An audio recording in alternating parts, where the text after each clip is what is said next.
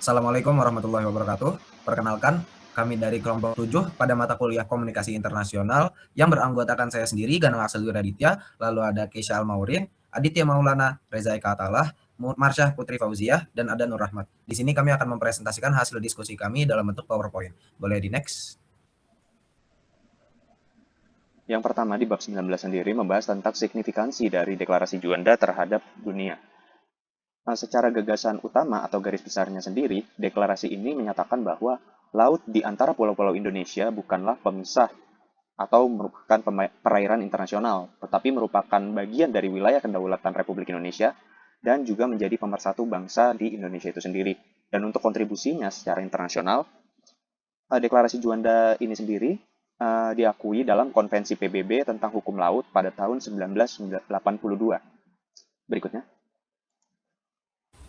Lalu gagasan utama dalam bab 20 itu Bhinneka Tunggal Ika bukan sekedar semboyan nasional, tapi prinsip universal yang menempatkan keberagaman sebagai kekuatan utama persatuan. Nilai ini berfungsi sebagai antibodi kultural yang menjaga keutuhan bangsa di tengah konflik dan perbedaan. Indonesia juga menunjukkan implementasinya di tingkat global melalui peran dalam konflik Kamboja serta membangun solidaritas lewat konferensi Asia Afrika dan juga gerakan non-blok. Nah, hal ini yang membuktikan bahwa keberagaman yang dikelola dengan adil dapat menciptakan perdamaian yang harmonis dan juga menjadi inspirasi untuk keadilan dan kedamaian. Boleh lanjut. Gagasan utama dari bab 21 yang pertama ada Pancasila sebagai peradaban dialogis, di mana Indonesia yang mampu menjabatani ekstremisme sekuler dan religius sebagai karya jenius, ia menawarkan 5 titik temu di mana keberagaman yang menghubungkan semangat bangsaan dengan kemanusiaan yang universal.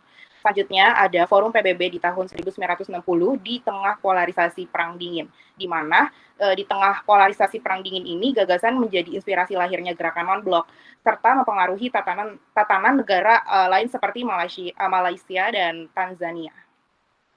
Next. Untuk di bab 22 sendiri adalah bahasa Indonesia adalah simbol persatuan dan identitas bangsa yang inklusif dan adaptif, menyatukan keberagaman dan menjaga identitas budaya. Seperti yang kita ketahui bahwa di Indonesia di tiap daerahnya memiliki berbagai macam budaya, tapi kita tetap satu dengan bahasa Indonesia. Boleh di next?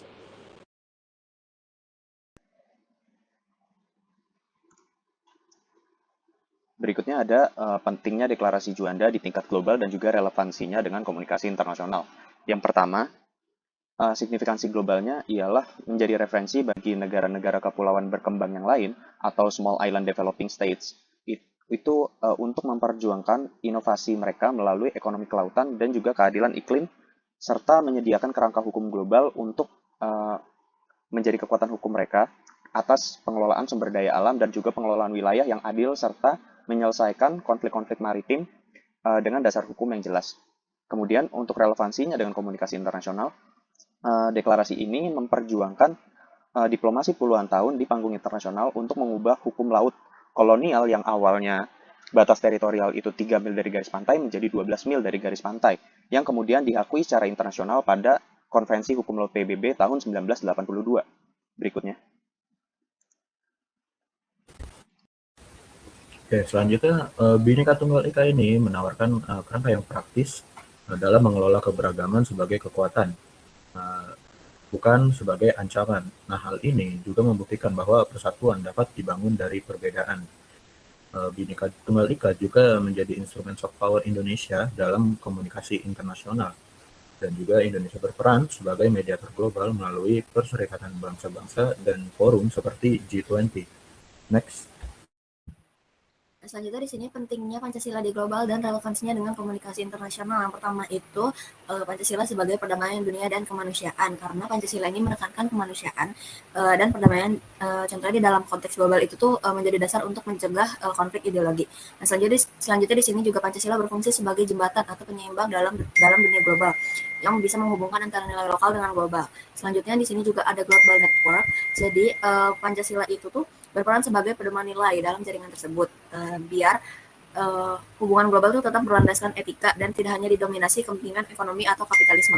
Dan selanjutnya di sini ada global communication juga. Pancasila ini menjadi dasar dalam membangun komunikasi global yang etis dan saling menghargai.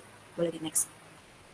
Untuk pada bab 22 ini mengenai pentingnya bahasa Indonesia di ranah global dan relevansinya dengan komunikasi internasional, yaitu bisa dilihat sendiri di diagram yang ada di foto bagian bawahnya, itu Indonesia menempati bagian 10 besar bahasa yang paling banyak digunakan di dunia dengan penutur terbanyak atau dengan jumlah sekitar 250 sampai 300 juta penutur.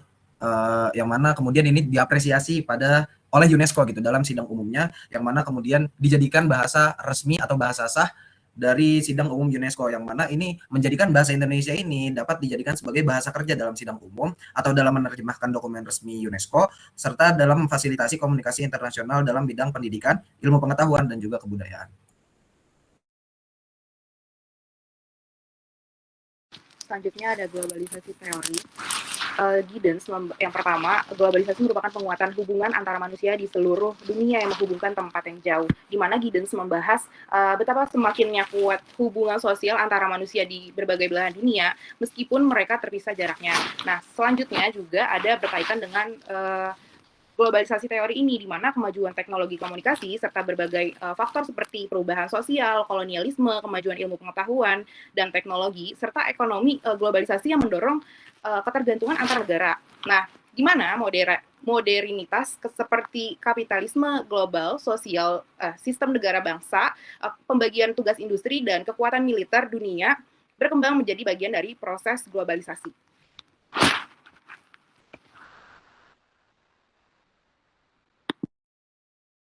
Nah, selanjutnya di sini ada studi kasus. Di studi kasus ini sumber utama kita itu dari jurnal.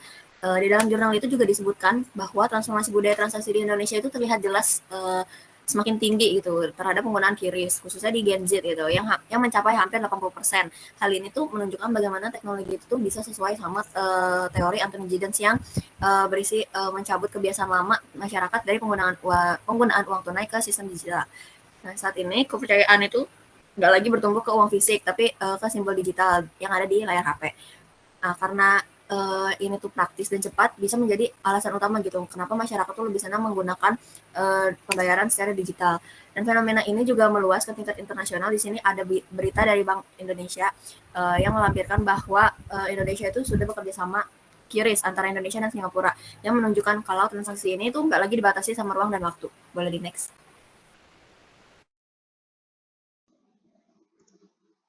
Berikutnya keterkaitan teori globalisasi Anthony Giddens dengan bab 19 yang membahas tentang deklarasi Juanda. Yang pertama, adanya deklarasi Juanda memastikan kedaulatan laut di era globalisasi.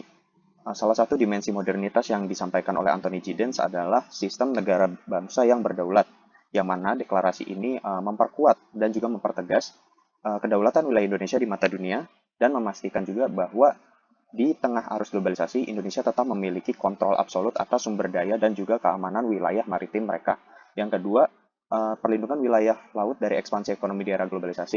Meningkatnya kapitalisme di era modernisasi menurut Giddens itu sendiri, ini sangat amat rawan terjadinya pelanggaran terhadap kedaulatan dan juga pelanggaran terhadap wilayah itu sendiri, yang mana deklarasi Juanda berhasil memperkuat landasan bahwa kekuatan maritim dan juga wilayah maritim di Indonesia sendiri itu secara absolut dikelola oleh bangsa Indonesia, sehingga tidak bisa diganggu-gugat oleh negara lain. Berikutnya. Lalu di selanjutnya itu proses menghubungkan yang global dan lokal, di mana keberagaman yang dikelola dengan baik justru menjadi kekuatan dalam tatanan dunia yang saling terhubung. Nah, filosofi ini juga memperlihatkan bahwa identitas lokal tidak hanya mampu bertahan, tapi juga dapat berkontribusi dalam tatanan global. Nah, ini juga sejalan dengan pemikiran Giddens mengenai hubungan timbal balik antara dinamika global dan juga lokal. Boleh di next. Nah, selanjutnya di sini globalisasi itu bisa menghubungkan dunia. Jadi menurut Giddens, globalisasi itu kan membuat dunia semakin terhubung melalui hubungan sosial, ekonomi, dan komunikasi lintas negara. Nah, kaitannya sama Pancasila itu, Pancasila bisa menjadi pedoman nilai dalam hubungan global tersebut yang menekankan toleransi, kemanusiaan, dan persatuan. Dan selanjutnya juga ada modernitas dan konflik ideologi. Jadi kalau Giddens itu tuh menjelaskan modernitas itu tuh melahirkan berbagai sistem seperti kapitalis dan sering memicu konflik ideologi. Nah, kaitannya sama Pancasila ini tuh berfungsi sebagai jalan tengah yang bisa menyeimbangkan kepentingan individu dan sosial, menjembatani perbedaan ideologi, dan menghindari ekstremisme. Dan selanjutnya di sini itu ada interaksi tanpa batas. Nah, jadi sini menyebutkan kalau globalisasi itu tuh interaksinya tidak lagi terbatas sama ruang dan waktu karena adanya teknologi. Nah, kaitannya sama Pancasila ini, Pancasila itu bisa menjadi dasar etika dalam komunikasi internasional dengan mendorong adanya saling menghormati, komunikasi yang adil dan manusiawi, sama kerjasama global yang harmonis. Oke, lanjut. Untuk di bab 22 sendiri, bahasa Indonesia mencerminkan globalisasi modernitas di mana interaksi sosial dan budaya berkembang tanpa batas, ruang, dan waktu melalui sistem komunikasi global.